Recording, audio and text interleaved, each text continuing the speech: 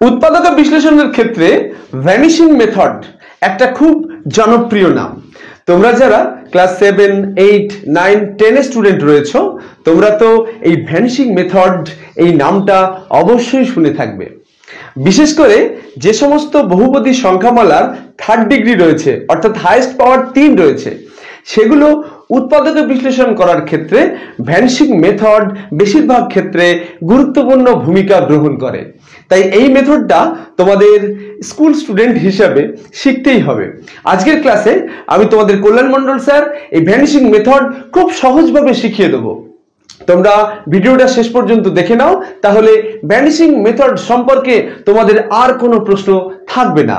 My dear students, তোমরা এই ভিডিওটা শেষ পর্যন্ত দেখতে থাকো। তোমাদের জন্য যে অঙ্কটা রয়েছে x³ - 6x + 5, এখানে তোমরা খেয়াল করো একটা বীজগণিতিক রাশি রয়েছে, তার হাইয়েস্ট পাওয়ার রয়েছে কত? x এর হাইয়েস্ট পাওয়ার 3 রয়েছে। এক্ষেত্রে আমরা ভ্যানিশিং মেথড কিভাবে ব্যবহার করে উৎপাদকে বিশ্লেষণ করে ফেলতে পারি তোমরা দেখে নাও। ফার্স্ট স্টেপ হিসেবে আমাদের যেটা করতে হবে, এই যে x চলরাশি রয়েছে দুই জায়গায়, এখানে একটা রয়েছে এখানে আরেকটা জায়গায় রয়েছে, তাহলে দুই জায়গায় x চলরাশিটা রয়েছে। x এর এমন একটা মান আমাদের ঠিক করতে হবে যে মানটা যদি এই রাশিটায় বসিয়ে দিই তাহলে সমগ্র রাশিটার মান 0 হবে। এটা আমাদের ফার্স্ট খেয়াল রাখতে হবে। তোমরা দেখো এক্ষেত্রে যদি আমরা x = 1 ভাবি তাহলে ব্যাপারটা কি দাঁড়ায়? তাহলে x এর জায়গায় আমরা 1 লিখব, তাহলে 1 এর কিউব মাইনাস করতে -6x, তাহলে 6 × 1 + 5। যদি এটা বসিয়ে দিই অর্থাৎ x এর জায়গায় যদি আমরা 1 বসাই তাহলে আমরা দেখতে পাচ্ছি এটা তো 1, এটা 6, এটা 5, তাহলে 5 আর 1 6, 6 থেকে 6 বাদ দিলে 0। তাহলে x এর মান যদি 1 বসাই তাহলে দেখতে পাচ্ছি সমস্ত রাশিটার মান 0 হয়ে যাচ্ছে। তাহলে ফ্রেন্ডস আমরা কি বলতে পারবো? তাহলে আমরা অবশ্যই বলতে পারবো যে x - 1 এই রাশিটা এই সমগ্র রাশির একটা উৎপাদক হবে। যদি উৎপাদক না হতো তাহলে x = 1 বসিয়ে 0 হতোই না। তাহলে আমরা কি জানতে পারলাম? যে x - 1 এইটা এই রাশিটার একটা উৎপাদক হলো। এবার আমরা উৎপাদকে বিশ্লেষণ করার চেষ্টা করব। দেখো ফ্রেন্ডস কিভাবে হয়। প্রথমে আমরা একটা সমান দিয়ে নেব, তারপরে আরেকটা সমান চিহ্ন দেব। কেন করব একটু পরেই তোমরা বুঝতে পারবে। আমরা এই যে থার্ড লাইনটা রয়েছে এখানে এই যে x - 1 যেটা উৎপাদক পেয়েছিলাম সেটা 3 বার লিখে নেব। কেন 3 বার লিখব? তার কারণ এখানে হাইয়েস্ট পাওয়ার রয়েছে 3। যদি কোনো অঙ্কে হাইয়েস্ট পাওয়ার 4 থাকতো তাহলে 4 বার লিখতাম, যদি হাইয়েস্ট পাওয়ার 2 থাকতো তাহলে 2 বার লিখতাম। তাহলে এখানে আমরা প্রথমে কি করব? x - 1 একবার লিখলাম, একটুখানি গ্যাপ দেবো, তারপরে আবার x - 1 লিখলাম, তারপরে আরেকটুখানি গ্যাপ দেবো, তারপরে x - 1 লিখলাম। তাহলে কি করব? 3 বার x - 1 একটু একটু গ্যাপ গ্যাপ দিয়ে লিখব। এবার কি করব? এখানে রয়েছে x³ তাহলে x এর মাথায় 3, x এর পাওয়ারে 3, আর এখানে প্রথমে কত রয়েছে? x। তাহলে আমরা এখানে অবশ্যই x² দিয়ে নেব, তার কারণ x² আর x গুণ করে কত হয়? x³ হয়, ওটা আমরা মিলিয়ে নেব। তাহলে x² আর x গুণ করে কত হয়? x³, সেটা আমরা সেকেন্ড লাইনে লিখব। তারপরে x² এর সঙ্গে যদি -1 গুণ করি তাহলে আমরা পাবো -x²। তাহলে আমরা কি করলাম? x² দিয়ে এই দুটোকেই গুণ করে সেকেন্ড লাইনে লিখে দিলাম। এবার আমাদের অ্যাডজাস্ট করতে হবে, এক্সট্রা কিছু লেখা যাবে না। তাহলে আমরা কি করব?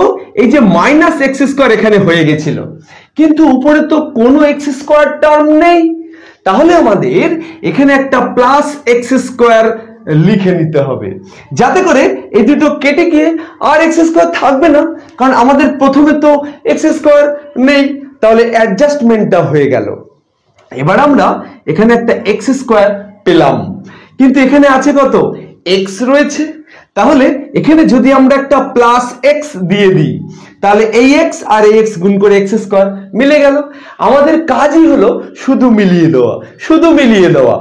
এইবার এই যে প্লাস এক্স হলো, এই প্লাস এক্স এর সঙ্গে যদি -1 গুণ করে দিই তাহলে আমরা পাবো -x।